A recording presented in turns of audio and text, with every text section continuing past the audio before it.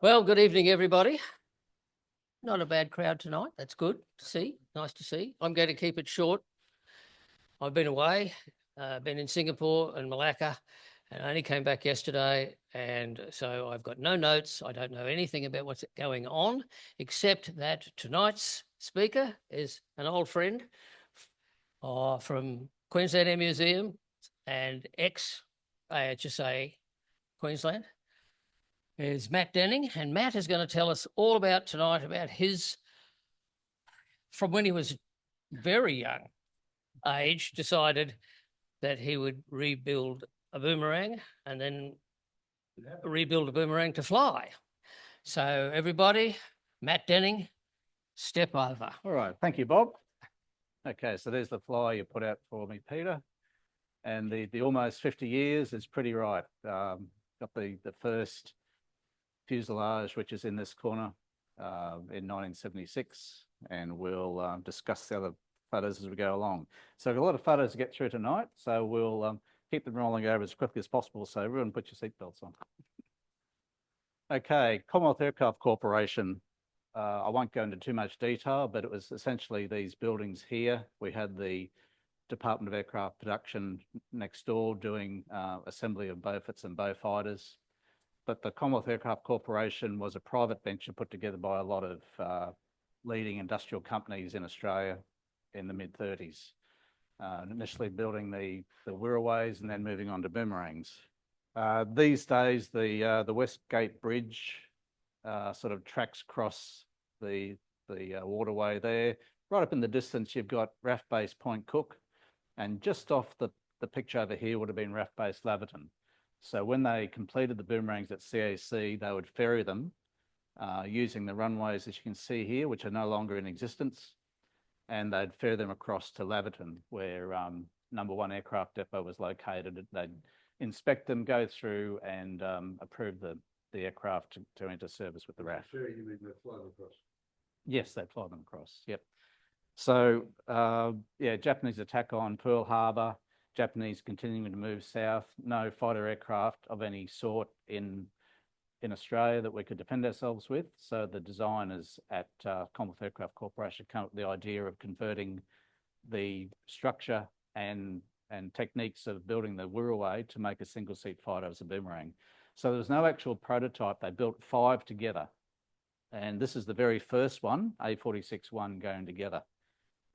You've got the Pratt & Whitney R1830 engine down here. When you investigate this photo closely, it's got a Pratt & Whitney badge because all the engines that went into the boomerangs were actually imported R1830s from America. They weren't engines that we built in Australia. They mostly went to the Beaufort program. Okay, a bit of a general overview of the area where number 1 is still going together. So you can see a fuselage frame just in behind here as well. That's A46-2 going together. There's also timber shell being built back up in here, and this is the jig to build the timber shells into. So number 1 is just getting all the fuselage frames put on, you know, as they went with the design, but they actually built a jig based on what they'd done here and built another one there. Over in the background, we have Wacket trainers, and there's all the wings for the Wacket trainers. Most of those wings are built by GMH. They were coming towards the end of that program and the Boomerang program has started. So the Boomerang essentially took over the areas where the Wackets and prior to that, the Wirraways had been assembled. So you'll notice here, as I mentioned, A46-2, no timber shell on it at this point. With the next photo, we've just got the tail of number 2 here. So it's got its timber shell sitting in place. And also over in the corner here, we've got a B-26 Marauder. So CAC were also heavily involved in assembling US AAF aircraft. So there was a lot of technology from US coming through CAC, which I'm sure a lot of people took notice of. Okay, the production line continued. The number on this particular one here is number 28, 27 in front of it, 26. So 29. This second one here from this gap is probably A46-30, which is pretty much the only boomerang that survived intact to the end of the war. But you can see, you know, the progression as they went along. They're fitting out conduits, cables, hydraulic systems. And then when enough of that was in place, they could put the timber shell over it.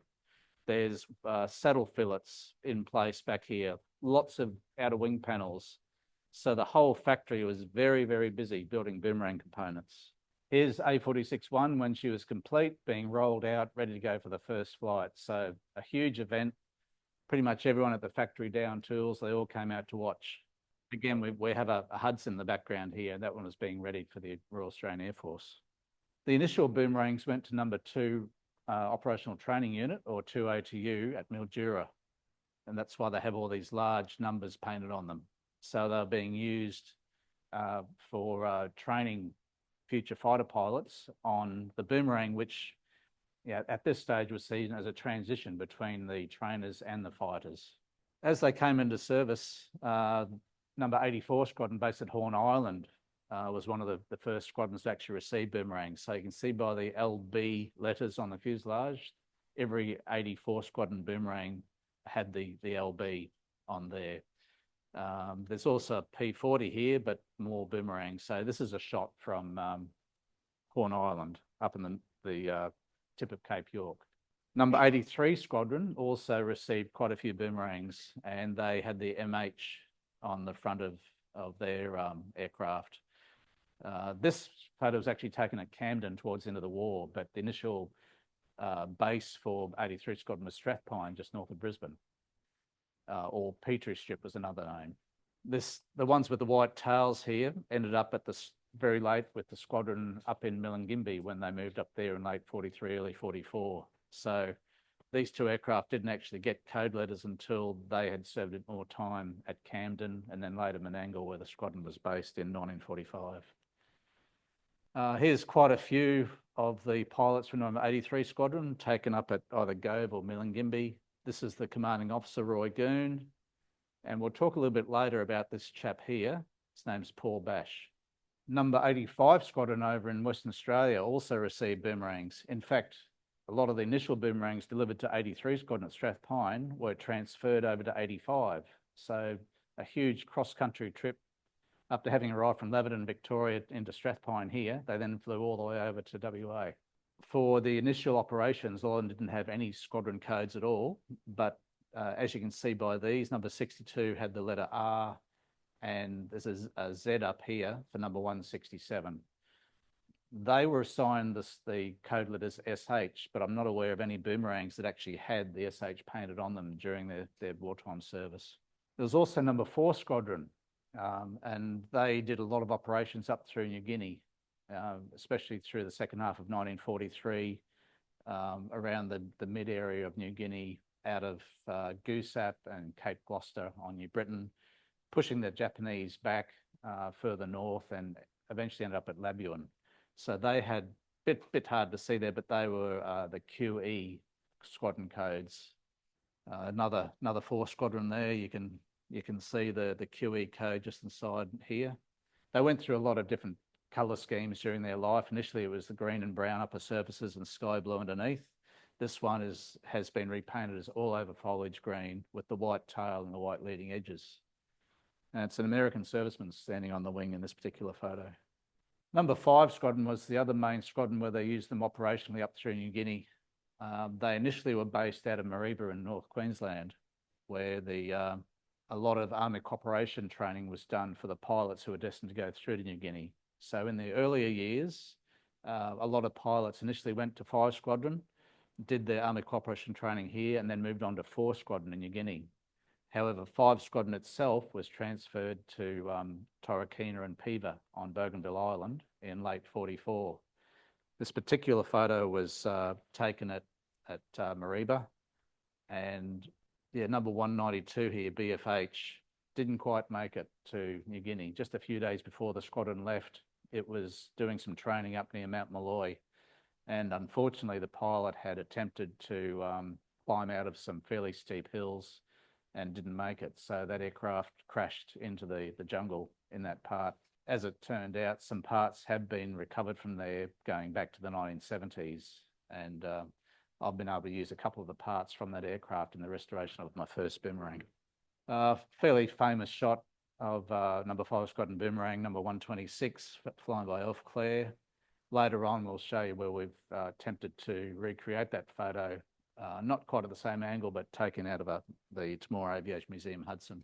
Number 1 RCS, which was number 1 Rescue and Communication Squadron, based up in Vivagani, was initially also using boomerangs. The squadron code that you can just see faintly there is SQ. 1 RCS transitioned into 8 communications unit, where these aircraft were then repainted. And Peter will be familiar with this one because he also sent me a copy of this again recently. But as you can see, for 8 Communication Squadron, the code letters changed to ZA. And once again, there was all sorts of variations of the white paint on the tail and the leading edges, so that the aircraft tended to get repainted a lot in the tropical environment up in New Guinea. There was also the School of Army Cooperation based at Canberra, which operated boomerangs as part of their training as well. Unfortunately for number 21 here, it came to grief with a collapsed undercarriage leg, but you can see on the rudder, number 21's been painted on there, and also the main wheel doors for the undercarriage were for some reason omitted on all the boomerangs that the School of Army Cooperation used down in Canberra. There was also number 1 Aircraft Performance Unit, or 1 APU, based at Laverton, which tended to retain quite a number of boomerangs during the course of their construction. This particular one had been modified with a CAC-built timber propeller. You can also see it's got the squared off fin at the back as well, very similar to the CA-14. So this was a test bed for the larger area fin and rudder. This particular aeroplane also had the bulged wheel well fairings removed and modified to be similar to what the CA-14 had, which was a straight transition from this point through to the chin cowl, which took that bulge out of it. They were just trying to remove some of the buffeting effects and try and get a few extra knots out of it. Here is actually the CA-14, which was also morphed into the CA-14A after they did some more modifications to it. So you can see it has the square tail. It has the turbo supercharger mounted into the rear fuselage. And also it's got, you can see that transition through the leading edge there. It's not as bulbous on the wheel fairings as it was for the standard boomerang. The number 5 Squadron boomerangs were fairly heavily involved with the Royal New Zealand Air Force Corsairs by leading them into targets. So you can see here a boomerang from 5 Squadron, and all of the rest there are Royal New Zealand Air Force Corsairs. So the boomerangs tended to carry smoke bombs on a carrier underneath the wing centre section, and they'd go in and mark the targets. And the Corsairs with heavier armament and bombs attached would then work the target over from that point. The 4 Squadron boomerangs also did similar work, but they often led in P-40s or Boston bombers or Beauforts. Sometimes up to 20 or more P-40s would be led in by the boomerang by 4 Squadron. So when you go back through their operational records, there's some remarkable sorties they actually were involved with. But fortunately, the war came to an end, and so did the use of the boomerangs, because compared to a lot of other aircraft of their day, they were considered a bit obsolete even at the time they came out. So this is a shot of a lot of the 5 Squadron boomerangs at Torquay. Many of them were also actually removed from flying service in late 45 because the timber shells over the fuselage were starting to deteriorate, and it was going to take a lot of work to try and keep them serviceable. So the aircraft were literally bulldozed into a heap, and then they were set on fire. So you can sort of just make out some of the airframes in the bottom here, but a fairly substantial fire in early January 46.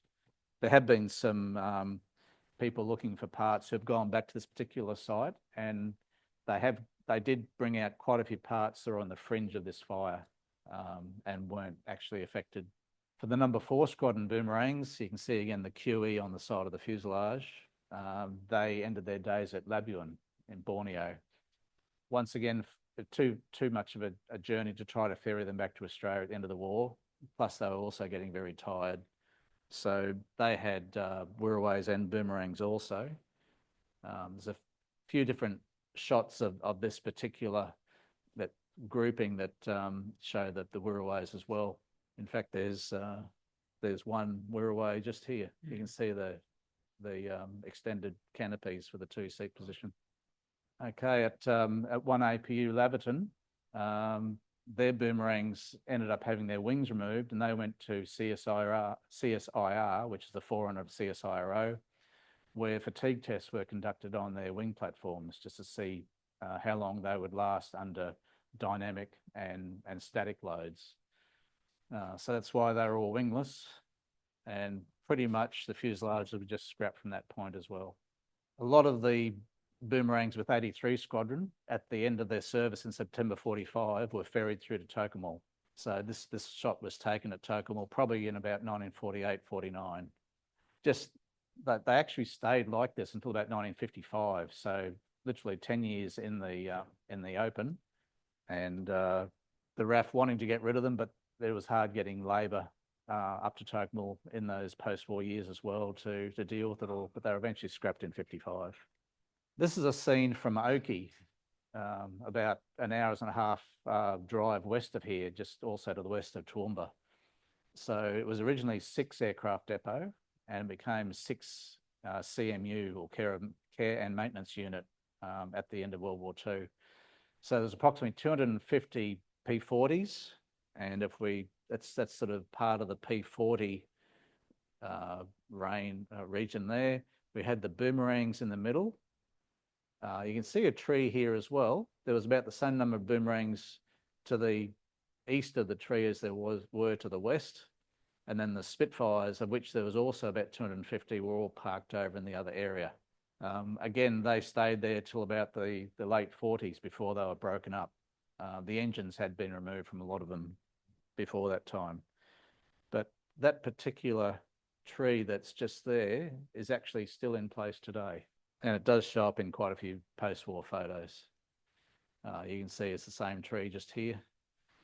So this was standing at the rear of the Spitfire grouping, and you can see the line of Boomerangs on this side that surrounded the tree. There's the tree itself today.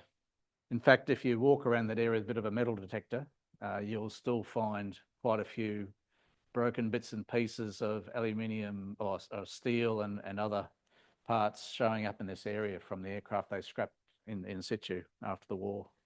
The progression of the scrapping continued into the late 40s and early 50s. So these were a lot of 85 Squadron Spitfires in this particular shot with the SH on them, with their engines removed and before the wings were broken off the aircraft. And this was probably in the early 50s. It's actually been taken from the wing or standing on the wing of a Boomerang, but these are all Spitfire remnants, which would still be very much welcome today by a lot of restorers if they were still in that condition. But yeah, the scrapping was quite relentless. Here's the line of Boomerangs. Once again, we have our tree there. You can see they've had the skin leading edges of the wings just cut open and peeled back. I think that was to get access to the retract rams for the undercarriage. The scrap metal merchants wanted to liberate as many potentially useful parts from them as they could. So the local farmers like to have hydraulic rams and pistons for various things around the farm. You can see also that the down at the far end, there are a couple of Boomerangs still with engines, but the majority have been removed. Just another scene from Oakey. And again, you can see this one, it's actually number 25. The fuselage of this Boomerang was collected by Les Arthur, who was a bit of an aircraft identity up in Toowoomba in the 60s and 70s for the aircraft he was preserving. All the Boomerang fuselages were lumped together in this area here. Spitfire engine mounts as well. And I think the lady and the dog there, that the lady may have been Les Arthur's wife. Les Arthur's wife. So this was the fuselage of number 25 that Les had collected in the late 60s, brought back to his property just on the outskirts of Toowoomba. Another shot that I took of it in around 1977. There's another fuselage, you can see a windscreen there as well, of another fuselage behind it from number 142. And that was in the days when Les had his Canberra as well. This is number 25 here again, 142 behind and the Viscount nose. And it's my father, Ray Denning there. It's one of our early trips to Oakey looking for parts.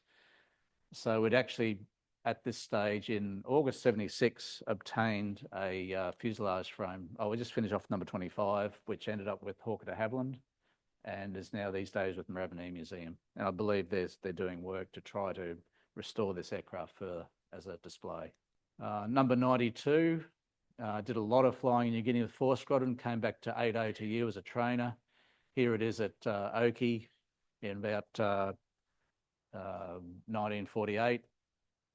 And that's what it looked like in about 1978 on a property at Oakey. So this was one of the happy hunting grounds for lots of Boomerang parts in the late 70s. So this particular aircraft here, you can't read the serial, but I know by the MHR, it's number A46122. So this was the aircraft that I obtained the fuselage of from a school teacher by the name of John Hill. And that's what it looked like in 1964, photographed by Dick Hourigan, who's also a Boomerang restorer in Melbourne. This is a property just on the outskirts of the airfield at Oakey. So this particular farmer, Aussie Patch, had bought 3 Boomerang fuselage frames for £1 each. There's another one just there, number 133. So there's my father helping to dismantle the fuselage of 122 on the day that we collected it from John Hill's parents' property at Springbrook, up in the Gold Coast hinterland. John had also collected other Sabre parts, so you can see a Sabre fin there with a rear fuselage, Sabre forward fuselage. There's a Fairy Gannet wing centre section, and the Boomerang was sitting on some COC Sabre wings. So to transport it back to Mount Gravatt, the rear fuselage was unbolted and the separate parts put in trailers. So here it is back at Mount Gravatt where I grew up, sitting in the backyard. So yeah, there wasn't a lot of money or resources back in the mid-70s to do much with it. So I was in my grade 11 year at this stage, and it sat there for a little while without much being done to it until I got time to beyond my studies to actually get in and start dismantling it. So this particular panel down here, it's got a little door on it. That's for the oil cooler. So from the oil coolers in front of the firewall, the air came up through this duct, around inside the cockpit, and then out through this door. The door is stamped just in the very bottom right-hand corner with the serial number on all Boomerangs. So it was stamped there with 122. And on the inside of the sheet metal surround, just in this region here, the factory had also painted the stencil inside A46122. So I had a positive identification on what the fuselage was. There wasn't much left in the cockpit. You can see there's the rudder pedals here. There was a part of the sub panel of the instrument panel. The main instrument panel was gone. As you saw from the previous photos, no engine mount, no wings, no engine, undercarriage, no tail. There was very little left. So another shot in the backyard at Mount Gravatt. The rear fuselage was actually stored inverted so that rainwater didn't collect. So this aluminium rear fuselage monocoque here is actually normally on the bottom. Just another shot from Les Arthur's yard up in Toowoomba. This is John Hill, the school teacher that sold me the original fuselage frame. And this is another one that was stored for a short while on Les's property, Boomerang number 158, which went to some Sydney collectors. Another fuselage, number A4677, previous service with 85 and 83 Squadron. There was a military museum being set up just on the outskirts of Oakey, and they'd got hold of that fuselage. It eventually went to Coldpay, and then through Greg Batts, that's now under ownership of Steve Johnston up in Mareeba, and it's being restored to flying condition via Greg Batts at the moment. Some other parts. This is number 167. You might remember that earlier photo with the two aircraft from 85 Squadron in Perth, the one with the Z on it. Well, that's this airframe. It flew all the way over from West Australia back to Oakey to go into storage. That was its last flight, and it was scrapped in 48. So this particular farm out near Colpy, which is to the north of Oakey, the owner there had bought other Boomerang frames. You can see here's a Spitfire engine mount, Mosquito engine mount. There was a whole lot of bits and pieces that were on that farm as well. So in amongst all the search for more parts, had Eric and Ernie Dealing's property just on the outskirts of Oakey, Boomerang undercarriage legs here, which liberated a lot of useful parts. Didn't use the Lincoln exhausts, and the cows were also a bit curious. So with the early days, with Aviation Historical Society, this is Indooroopilly shopping town, and the Queensland Air Museum had been formed at this time. So in June 74, that was the inauguration date. You can see on some of the posters down here, there's actually the early Queensland Air Museum symbol on these. So the symbol had been evolved, but not many banners had been produced for the QAM at that point. So it was combined AHSA display as well as QAM. Now the Boomerang fuselage of 122 was displayed back up here on the back of that platform. You can also see there's Canberra bomber canopies, access door, the Vampire boom, and some Meteor tanks, and lots of photos. So there was a lot of interest shown by the public in that display in about 1977. As I mentioned earlier, only one Boomerang survived complete from the scrapping process after the war. That was A4630, and it spent about 15 years in the salt air down at Williamtown Air Force Base just north of Newcastle. It also spent some time after this with the Australian War Memorial and is in Fighter World. It's now down at on display at Point Cook. Unfortunately, there's a lot of corrosion in this aircraft due to the time it spent in the salt air environment at Williamtown. This is a photo that I took up in the wheel well of it in 1977 when my father and I did a road trip down through here, just trying to get some more details of it to assist with the restoration of my fuselage. So everything that appeared inside here was quite foreign to me at that time because I just didn't have those parts. But we tried to get as much measurements and photographs of detail as possible from the aircraft. This is number 30 when it was rebuilt to static condition in the Commonwealth Aircraft workshops leading up to the 50th anniversary of CAC. So it was all the work was done by apprentices, and it was just to static display standards. So this is my fuselage, A46122. By this stage, the wing centre section had been rebuilt. The fuselage had all been inspected and x-rayed, and it was just taken down there for the 1989 Australian version of the pylon races, which only sort of lasted one event. There was a couple of other Archerfield air shows that 122 came to as well during its restoration, and here's former CO of number 4 Squadron, Colin Munro, sitting in the cockpit, and he hadn't seen a Boomerang since 1945, and this was the early 90s, so it was a lot of reminiscing. I also attended many 83 Squadron reunions because my Boomerang was from number 83, and some of the invited speakers to the Nerang reunion in 92 was Alan Bolton, one of the early designers of the Boomerang, his wife beside him, Billy. Here's Roy Goon, who is a former CO of 83 Squadron, and over on the right is Greg Board, who was one of the CAC test pilots who tested the Wirraways and the Boomerangs as they came off the production line. Another shot from Oakey post-war. So they were all Kitty Hawk Allison engines, all being broken up for silver and other useful metals that were in them. The local farmers also came out and they were given the remnants as well if they wanted to take them away. So Christy Sazolka out to the south of Oakey picked up a lot of this material as well as a lot of old Boomerang parts that were left. So this forest of Allison superchargers was still in existence up to about 2017. Unfortunately, the owner passed away and the property changed hands. That's all gone to the scrap now. It's amazing how long some of these parts have lasted up on the downs. And just, you know, obscure little sheds just on farms. Well, they can reveal all sorts of aircraft parts. So you've got a P-40 armor plate glass here, a couple of Merlin sumps, you know, various boxes and bits and pieces, all sorts of aircraft parts lying around. So another shed also had its own collection of parts. So you've essentially just got to sift through everything that's there and try to identify useful parts, and particularly in my case for the Boomerang.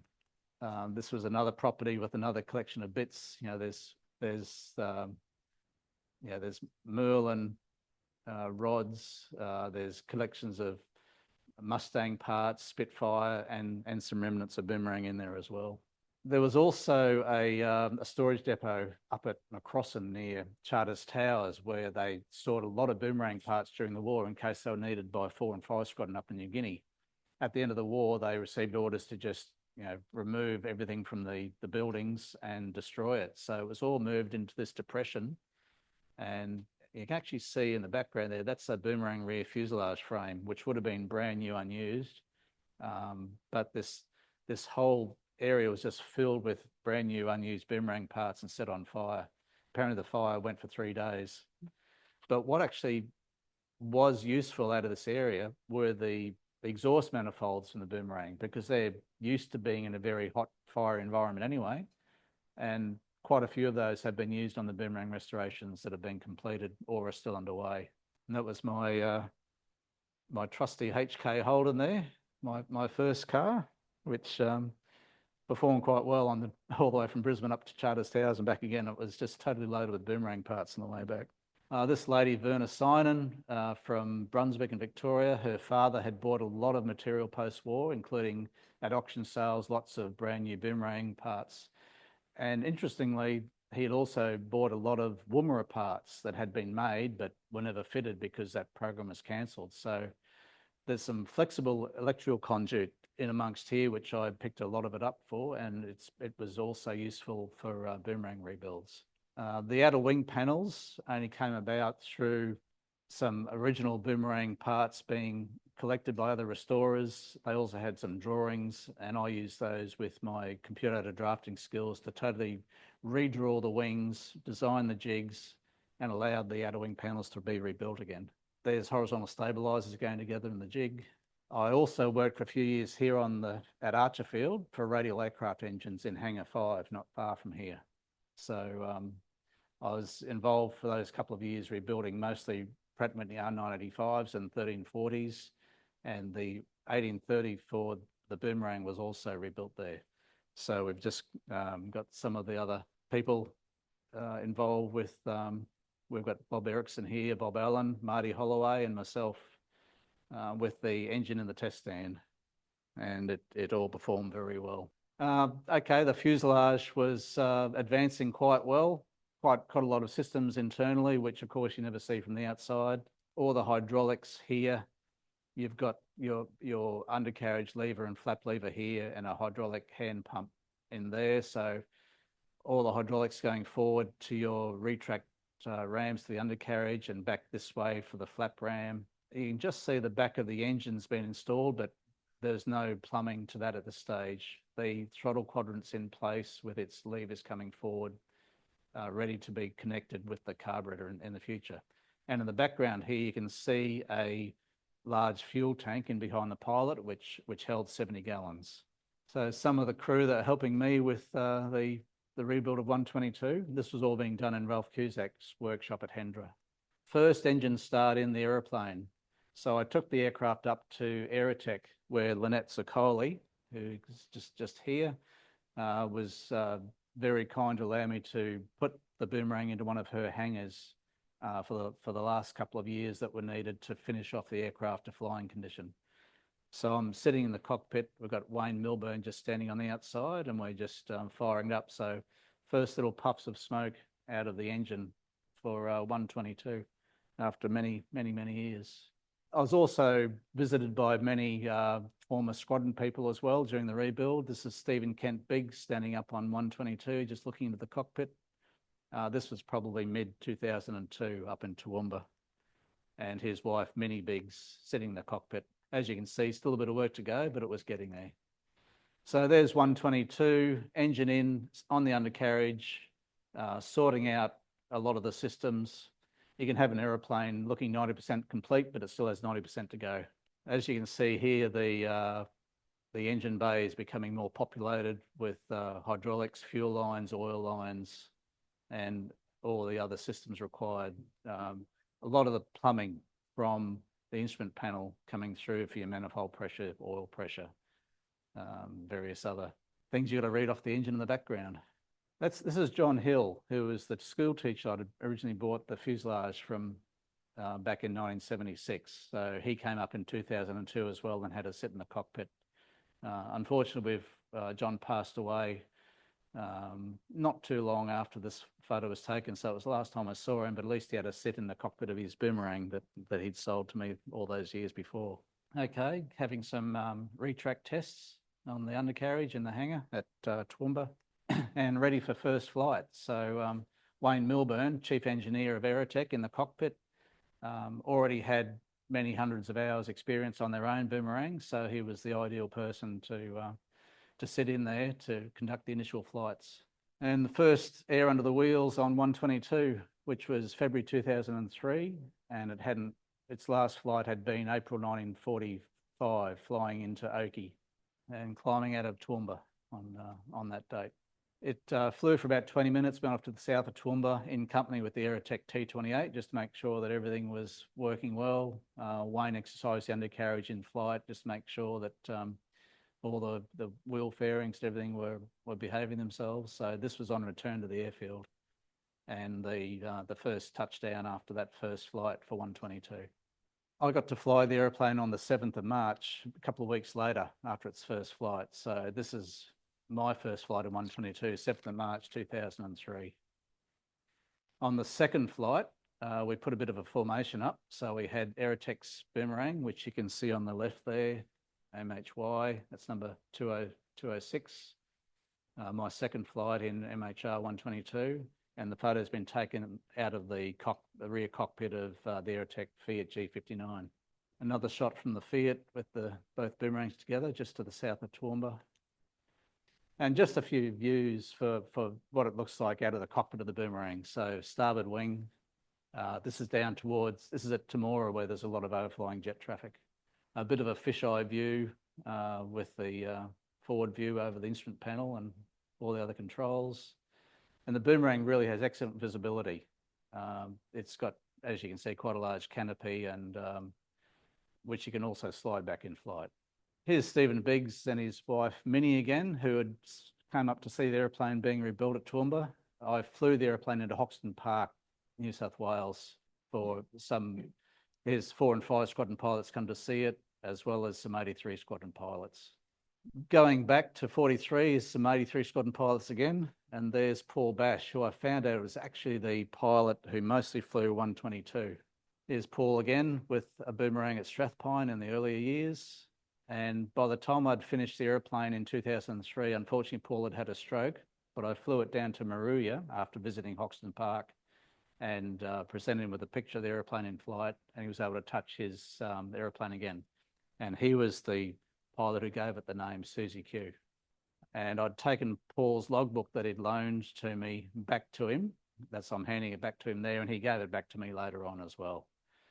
There's also scratches on the heel slides in the cockpit that were caused by his boots picking up bauxite where they were based at Gove during the war. And by opening up the hatch, he could look inside and see those scratches that were still there today. I also took the Boomerang to an 83 Squadron reunion at Yamba in 2003. So that's a lot of the pilots and ground crew were able to see the aeroplane finished and flying there. And outside the Royal Queensland Aero Club building here at Archerfield. I was also invited into Brisbane Airport after Avalon 2005, so it's stayed in this hangar for a week with a BA-146. It did some air shows to the south as well, Point Cook and also Tyab, so here in company with Borg Sorensen's Wirraway in the foreground, Temora Spitfire and Colpay's Mustang. Sorry about the blurred photo. That's over Williamstown docks, where HMAS Perth was due to be launched not long after this, and I was invited there to do an aerobatic display in Boomerang just after it was launched. And over Point Cook, where the Boomerang was based for a few weeks with all these air shows going on. I've flew the Boomerang for many years out of Temora, and mostly in company with their Hudson. This is a shot of the Boomerang out of the back of the turret by Keith Webb. This one by Rod Andrew Arthur, also out of the turret, but on the way back from an air show at Wollongong with the Boomerang shooting, and the media wasn't very happy about it. And just both aircraft there in transit back to Temora. This was the other shot we were trying to recreate from the wartime vertical photo of Alf Clare. I also did a fly past with the Hudson, a Spitfire and Mustang up Anzac Square over the War Memorial in 2021. And the following day, I went back in another formation with Wirraway and Harvard. The arrow that I put on that photo is just where my wife and some friends were watching all the flypasts come past. So this was the 31st of March, 2021. So it was the actual 100th anniversary of the RAF. That was from the ABC coverage, just showing our formation coming out of Canberra. Many air shows and flying displays at Temora. This particular one, we had a four-ship in with P40 leading, which is this shadow, Spitfire this side, that shadow, and the Boomerang behind, another Spitfire on the other side. And this was the line of stern coming down, so P40, Spitfire, Boomerang. Bit of the old GoPro cameras are very handy for getting stills off as well. So that's in flight, looking at the Mark 8 Spitfire out through the windscreen. But also Steve Death, coming back from Wollongong, took a flight from the Spitfire of the Boomerang. So we just try and get as many photos as possible. F-18s also visited Temora many times. And this was 2006, where we had Spitfire leading. I was in left echelon, the Boomerang, and the F-18 in right echelon. So they're quite a big aeroplane when you see them up that close. One of Keith Webb's shots from 2005 from the Boomerang, and a little bit later out of the Hudson. Some of the mass formations we've got, this was Hunter Valley Airshow a few years ago, Hudson out the front, Spitfire, P40, the TBM Avenger, T-28 Trojan, Corsair, and the Boomerang. This was Wollongong with a very similar formation. During the peel off, you can see again Hudson leading, TBM behind. This time it was Spitfire Mustang, and it's always a great thrill to fly beside the Corsair, because of course Fire Squadron had so many wartime operations with them. We've done some runs at night as well. So the exhaust actually takes on a bit of a fishtail shape, which was quite interesting when it got high RPM and quite warm. All right, we'll just quickly go through the second restoration, LBL 1960, A46 63, Horn Island, this takeoff shot here. It actually had a forced landing at Red Island on the Cape York Peninsula when it was being ferried through to get an engine change, and force landed, but some of the bits were recovered from this, which ended up on this within this other project that was owned by Jim Wally in South Australia. So here's this aircraft 63 being restored as a two-seater. You can see a second seat just in here, with the main cockpit being in front of there. So the fuselage tank was a reduced size tank put in here. It also had a control column installed as well. Jim's father had flown 63 in service with 84, which is why it was important that that was the aircraft that restored in. He had also flown number 57, and this is the oil cooler surround from 57 we were able to find and put into the restoration as well. Engine going in. This is all at Caboolture. At the stage here where most of the systems were in ready for the timber shell to go on. Wartime shot here with Jack Hearn and Cess Downs in front of 232 from Fire Squadron. Well, Cess also came out in 2007 and saw the cockpit of 63 going together as well. So here's LBL in flight just near Beachmere, some of the initial flights before it was ferried back down to the owner's location in South Australia. Fisheye view by John of the rear cockpit, which my wife occupied on the way down. So she was actually the first lady to ever fly in a Boomerang as far as we're aware. And Simon also was able to fly the aeroplane for a while because of the second cockpit, second stick being installed. So became the first lady as far as we know to also fly a Boomerang. So you can actually see also the rear internal windows have been removed for the passenger who sits in the back, but they can be installed into these canvas bags here when there's a passenger in service. When it's just being occupied as a front seat flight, those panels can be clipped into place so it looks standard. And that's a photo taken by my wife, Simone, out of the rear cockpit just over the Adelaide Hills, and delivery to Jim Wally, who's in the centre of the photo there, back in 2009. Both Boomerangs on the tarmac at Temora. So we've got 122 here and 63. And on this particular occasion, this chap, Lyle Abraham, who was assigned to be one of the fitters on number 63 in service with 84 Squadron, turned up with his little book showing all the entries where he talked about servicing 63. So it was pretty amazing. There's Lyle with some of his family, both in flight together at Temora, and 2 Spits, 2 Boomerangs on the tarmac Temora. We've also had both Boomerangs flying together, so there's 63, and with the GoPro out of 122 in formation with the Hudson coming past the flight line at Temora. I've also flown 63 at the Williamtown Airshow in 2010 with some very interesting company. So formatting again on the Hudson, but with the F-111. Just very unusual feeling having such a heavy, big aeroplane flying behind you as well. So I'm currently working on another Boomerang project for Kermit Weeks, and this was the basis of the rebuild for that, which was Boomerang number 174 from 4 Squadron. It crash landed on Cape Gloucester in 1944 and was refound in 1974. So this is the rear fuselage monocoque for that airframe, which has since been rebuilt, and the timber shell started and the basis of the fuselage underway as well. My sheet metal guy, Scott, rebuilding one of the elevators here, and I'm standing with the rebuilt fin, rudder, elevators and stabilizers for Kermit's project. I'm also helping build these parts for another Boomerang down in Tyab with Judy Pay and Dick Hirrigan. So this is the fuselage of Kermit's Boomerang 174. The fuselage frame's all been rebuilt, the timber shell's renewed. All these Cleco pins here are holding all the sheet metal work in place around this whole timber shell. So it's quite a complex aeroplane to rebuild, and we're getting all this external coverage out of the way first before we take it off and then install all the internal systems.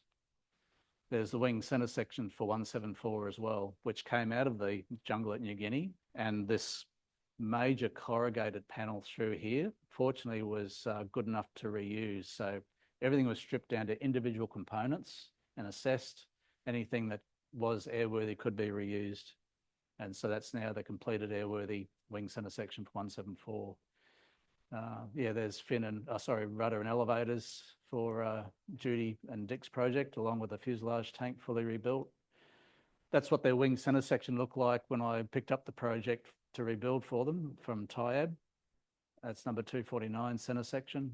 And this is delivering it back fully rebuilt with all systems installed back in February this year at Tyab. And currently have 2 other outer wing sets of ribs made, and they'll be assembled going forward from this point. So in the background, we've got the wings already completed for Kermit Weeks' project.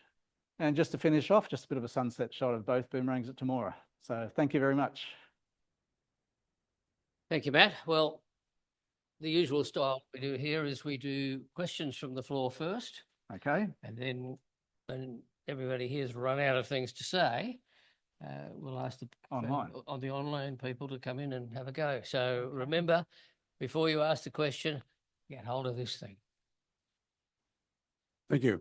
About halfway through your presentation, you saw some boomerangs flying, and one had a much lighter brown and one had a lighter, darker brown in their camouflage. Which was both correct, or were they both correct? Well, they're both, oh, okay. Yeah, they're both correct, because the lighter brown one was probably 128, which had been in service for a while and had been sitting around in the sun and had faded. The other aircraft were also green and brown, but they looked one colour, but they were actually, you know, more fresh from the factory. So it's really just the effect of UV and yeah, lots of rain, sunshine. Hey, Matt, Dennis Baker. Ah, good to see you again, Dennis. Yeah. Could you talk about some of the recovery expeditions that you've done so that people can understand? The one in particular where you went out to that little town in New South Wales that had the pub with the glass bottles in it that I gave you the information about. Do you remember that one? Yes, you better enlighten me, because there's been a lot of small towns with with bottles in them in the pubs. Well, apparently on the farm Yeah, there was supposed to be the bow fighter, right. and you found other things on the farm like a fuel tank, a serviceable fuel tank for Ralph's Beaufort. That's right. Yes, yes, yeah. It was in central New South Wales, basically. And yes, you gave me the directions. I asked the pub, and they a chap there fortunately told me which property the bow fighter had been put on. That's actually the bow fighter that's now with Camden Aviation Museum and stored at Narellan. So Harold Thomas went out and picked that up. Dick Hourigan had actually located it and told Harold. But yeah, there were still remnants of some bow fighter parts there. The fuel tanks are compatible with Beaufort, which is why the tank I've collected is also useful to Ralph. And there was remnants of a cheetah engine there as well, magnetos off other engines. So yeah, it was quite an interesting farm with lots of old machinery and bits and pieces of aeroplane. Darryl Purdom. I'm out at the Queensland Aviation Heritage Centre, where we have Guido's MHY. Yes, terrific, Dennis. But is yours still flying? Are you still flying it, or? Yes, yeah. It's still located at Temora. It's been flying for the last 20 odd years. So A46122 is based at Temora. It's now with 100 Squadron. I didn't see it on the weekend. I saw you on the week. You were in a CT4. Yeah, I flew my CT4 down there. Yeah, but the Boomerang at the moment has the engine out of it down there. Oh, so you know, it's been operating for 20 years. It needed a birthday, so it's currently being overhauled and will go back in soon. And can you tell us anything about? Did you work on Milingimbi Ghost, Guido's aircraft at all? The Milingimbi Ghost, the aircraft you're looking after now, has the first set of outer wing panels that I rebuilt because Guido instigated that program. Okay. And even though I designed all the jigs and helped with the construction, that first set went on to the aeroplane at Toowoomba, and they're the set of wings that you've acquired. I also built the flame damper exhaust on that Boomerang that you have. Okay. Do you know of any reason why it couldn't fly again, if a bit of TLC? Yeah, I think you'd need to do a pretty major overhaul on everything that's there. That was a Boomerang that was rebuilt by the Sanders aircraft in the States. Yes. That's why it has a metal covering on the fuselage instead of timber, and quite a few fiberglass fairings and things as well. They did the best job they could to reproduce the Boomerang, but we're just a bit short on actual information and parts to do it 100% accurately. So if you ever want to pursue that option of returning it to the sky, just I know 100 Squadrons approached us, but I don't know what the details are. Yeah, I'd swap it for a P40. Talk to them. I'd love to talk to you a bit later too. Yeah, Matt, Peter Garchaw. Yes, Peter. The timber coverings on the fuselage, what's the history and the benefits and the downfalls of that. Are there any? Yeah, I guess the downfalls is just long-term use in a tropical environment, which is what happened to the boomerangs in New Guinea, and they essentially started to break down under those conditions. But the reason why they did that was they used the same construction techniques as the Wirraway with the tube steel frame and a monocoque under the rear fuselage, but you've got twice the horsepower, so a bigger diameter engine, shorter fuselage as well, being single seat. So they had material shortages as well at that early stage of the war, and they had a lot of cabinet makers standing around not doing a lot. So they used the timber people with lofting skills. So they had to get from a huge engine at the front to a tail in the most streamlined way. So by making it out of timber, it was very streamlined. They could use the skills and materials that were there of the timber available, and it just allowed the whole program to happen a lot faster. Jim Peters, what sort of missions did the boomerangs fly in New Guinea? The missions? Yes. Yes. Quite often they were supporting troops on the ground. So Ground attack aeroplanes, were they?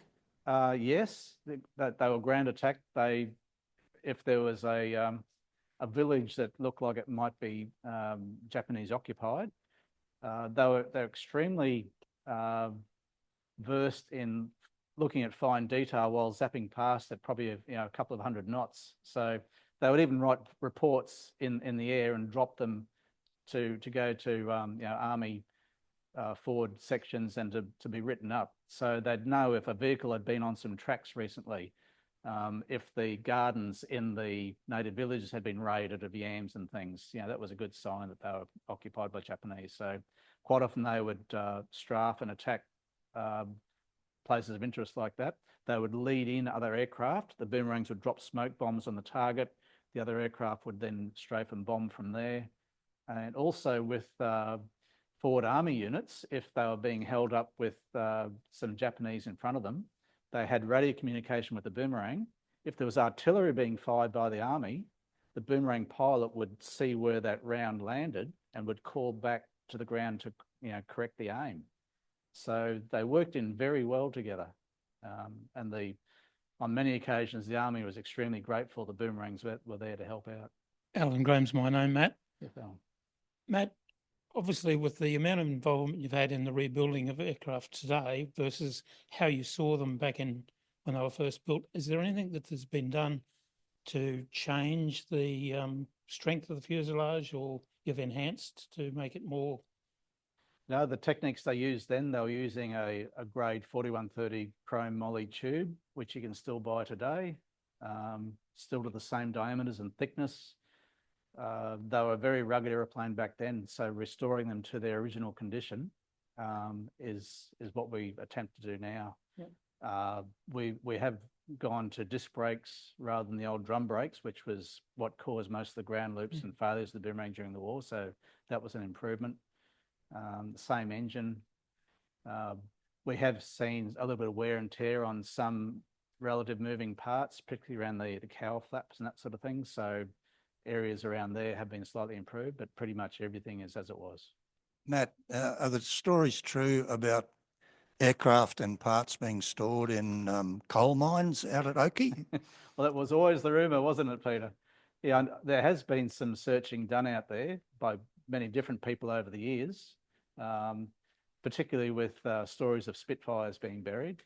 Out of the 39 boomerangs that were scrapped, I think they were all broken up as far as I could tell. I think the cross-sectional dimensions of a mine shaft might preclude a huge wing box or a fuselage box somehow getting down inside there. So, but anything's possible. There were 5 P-40 wings unearthed on the edge of the airfield out there back in the late 70s. So they were stacked one on top of the other, and they got progressively more corroded as they went down. So I think the top one may have had some parts that were usable, but just the acidity of the soil was attacking them as well. And didn't an American fighter pilot shoot one down? Yes, that's right. It was a 4 squadron boomerang very early in the piece when they were first moved up to New Guinea, Boomerang number 88. So it was Johnston, I think, was his name, and a P-38 Lightning. Did he survive? Yeah, he did. Yeah. Oh, sorry, he didn't survive the war. No, he died. And yes, the pilot did. Yeah, he was able to force land the aeroplane, even though it caught fire. He managed to get out. So at least it didn't take the pilot's life in that case. Apparently, the US pilot painted an Australian Australian roundel on the side. Yeah. He was made to remove it. Yes. So Anybody else in the audience here? No? Yes, Matt, John G, as you know. Always wondered what part your dad Ray might have had in the early restoration. I remembered his telling me once that he'd done some sort of airframe trade out here in the 1940s. And of course, he always took a great deal of pride in telling us at a Mount Gravatt Historical Society meeting when you were very close to finishing the restoration. yes. Yeah, John, my father, Ray Denning, actually worked at Archerfield during the war. He was fairly young, but he was mostly involved with repairing Avro Anson aircraft and got to work on others as well. But yeah, he witnessed the B-26 Marauder spearing off, and going through the window down here. He was here at the time the C-47 crashed off the end of the runway. Yeah, there was a whole lot of stories he could recall about other kids getting into the aircraft dump that were down to the southern end of the field, and a American serviceman firing his revolver into the air and get the hell out of there, you kids. So there's a whole lot of stories like that. But he actually helped to dismantle a lot of the parts on the original airframe and started doing a lot of the sheet metal work to repair quite a few of those. So yeah, he was very instrumental in the very early days of the restoration, getting those parts sorted. He also, on the outer wings, there's little fairings near the actuation rod that make the ailerons work. So there's a fairing on the wing, a fairing on the aileron, and they're quite a complex double curvature shape, and he made the parts to produce some sets of those too. In fact, with the wing work I have coming up, some of the spare sets he made all those years ago will be used on those wings. All right. Well, questions from Zoom land. Anybody got anything to ask? Matt, I must congratulate you. The magic stuff you've achieved over those 50 odd years. The very mention early in your talk about the way things can be used for other duties, particularly hydraulic rams. I remember particularly my grandfather in Wooloowin, Brisbane, in the early 50s, busily raising from ground level an old Queenslander house. And he raised it to comfortable above ground level. How did he do this? By a whole period of placement of necessary posts of different sizes and so on. But the magic thing he used was, I understand, a flap ram or something of that nature, which Ralph Cusack later identified, I think, from I can't remember which aircraft it was now, but that item was able to pass to Ralph, and I understand he made some use of it somewhere. The very fact that those items were able to be used for strange duties, like raising damned houses. Yep, exactly. I've certainly enjoyed your talk, Matt, and you are to be congratulated. Thank you, Roger. Yes, yeah, and in my various searches around lots of different properties, I came across all sorts of rams being used for all sorts of different jobs on the farm. In fact, a sunshine harvester that's still under a shed up at Oakey to this day has a P40 main undercarriage leg fixed in place so that they use that to raise and lower the front of the harvester. Thank you. Any more? Yeah, hello, Matt. This is Ernie Walsh. I remember way back in 1977 down at Point Cook when you showed us what we thought were bits of scrap metal and told us that this was going to become a boomerang and that you would fly it one day. We were skeptical, to say the least. And but I'll eat my words now. You've certainly proved us wrong 3 times over. Did you have the self-belief in yourself at that point that you'd course actually it be did. flying this thing? Yeah, just for everyone concerned too, Ernie was on the same RAF Academy course as I was, just out of school, number 31 course, RAF Academy Point Cook. So g'day, Ernie. I guess I didn't know what I didn't know back then. You know, you can have a whole lot of optimism about finishing things, but it's not until you actually get into it over several years that you realise the enormity of the task ahead of you. So I did actually give a talk on what I had already obtained boomerang-wise during that year in 1978. So I guess I just wanted to do at least a static restoration at that stage, Ernie, but the decision to actually go for a flying aeroplane came around about 1983. And from then on, it was just a matter of just having to keep forging ahead till it was done. So good to hear from you, Ernie. Excellent. Thanks, Matt. And you're right. It was 78, not 77. No problem. All right. Well, that seems to be all, but one more here. One brief question. Could you just remind us all how many boomerangs were manufactured? Yeah, the official number was 250 boomerangs. So 249 of the standard boomerangs, the CO12s, 13s and 19s, and the one CO14. I have seen some documents that quote 252. So I'm not quite sure where the extra 2 come out, but I know they did build extra fuselage frames anyway for spares and even mock-ups for the CO14. All right, Matt, thank you very much. I'd like you to give Matt a round of applause for everything he's done for us.